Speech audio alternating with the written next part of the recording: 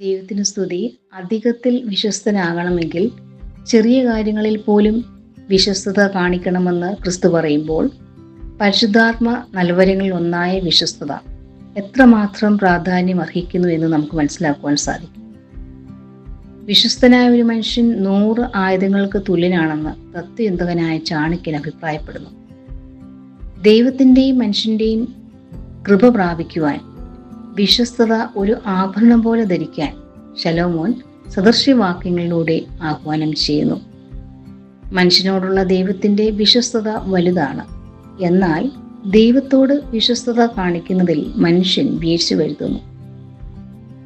എരിയുന്ന തീച്ചൂളയിൽ വീണിട്ടും സിംഹങ്ങളുടെ ഇടയിൽ അകപ്പെട്ടിട്ടും ദൈവത്തോടുള്ള വിശ്വസ്തതയിൽ വിശ്വാസത്തിന് ഒരു കോട്ടവും തട്ടാതെ കൂടുതൽ തേജസ്സോടെ ജീവിതത്തിലേക്ക് മടങ്ങി വന്നത് വിശുദ്ധ ബൈബിളിൽ നിറഞ്ഞു നിൽക്കുന്ന ഉദാഹരണങ്ങളിൽ ചിലത് മാത്രമാണ്. ഇയ്യോബിൻ്റെ ദൈവത്തോടുള്ള വിശ്വസ്തതയും മഹത്തരമായ ഒന്നാണ്. തന്നതും എടുത്തതും എല്ലാം ദൈവത്തിൻ്റെ ഇഷ്ടമാണ് എന്ന് ഏറെ വിശ്വസ്തയോടെ ചിന്തിച്ച വ്യക്തിയായിരുന്നു ഇയ്യോബ്. സ്കോട്ട്ലൻഡിനെ ഇംഗ്ലണ്ട് കീഴടക്കാൻ ശ്രമിച്ചപ്പോൾ അടിമത്തത്തിൽ നിന്നുള്ള വിമോചനത്തിനായി സ്കോട്ട്ലൻഡിൻ്റെ സമര നേതാവായ വില്യം വാൾസ് വിപ്ലവത്തിന് തുടക്കമിടുന്നു.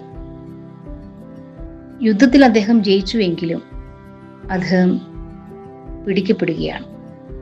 ഇംഗ്ലണ്ടിലെ രാജാവിനോട് കീഴടങ്ങി മാപ്പ് പറഞ്ഞാൽ ജീവൻ തരാം എന്ന ഔദാര്യത്തിന് മറുപടിയായി അദ്ദേഹം ചിരിച്ചുകൊണ്ട് മറുപടി പറഞ്ഞു, ഞാൻ ഒരിക്കലും വിശ്വാസവഞ്ചന കാണിക്കുകയില്ല.